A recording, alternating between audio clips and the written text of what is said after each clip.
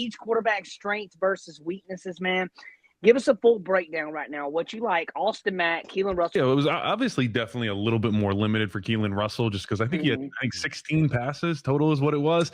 But there was still a different, decent amount to kind of be able to look through on his game. But first off, we'll start with Austin Mack because I think I don't look too much into him being put in at the Rose Bowl. I don't think you want to put a true freshman into that situation against a defense just sending these heater of blitzes that you haven't seen in a while. And it's like, okay. So, and really Austin Mack came in and it felt like he was slinging it around. Like he was taking some chances. He was able to scoot out of the pocket against some of those blitzes that Indiana's defense was bringing. So overall, like I liked his poise. There was even a couple of times at the goal line where they went into, they had a bunch. They had, I think, 4 or 5 different route concepts on the field, and he went 1, 2, 3. He got all the way through his reads, and by the time he got to his last one, had some pressure in his face, and it was kind of the bad pass, I think, to Daniel Hill, where it was like a little bit behind him, but Hill was kind of like floating upfield, but the whole point is like I've seen a lot of good processing out of Austin Mack, and I think that is pretty important to me. Now, being able to go through his reads, can move, he can sling it.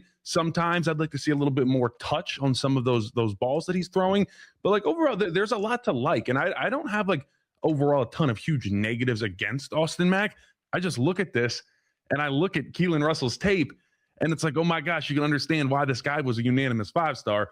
Why, a lot of Alabama fans kind of are leaning his route because it's like, look, like, this is a superstar. Like that's just what he is. You see the talent. You see first off the athletic ability. I mean, he can just absolutely move out of the pocket. That guy can scoot, and then the quick trigger that he has when he wants to get rid of the football, like it is so fast. Especially on those RPO pulls where he decides to pull it and throw it out to the bubble screen.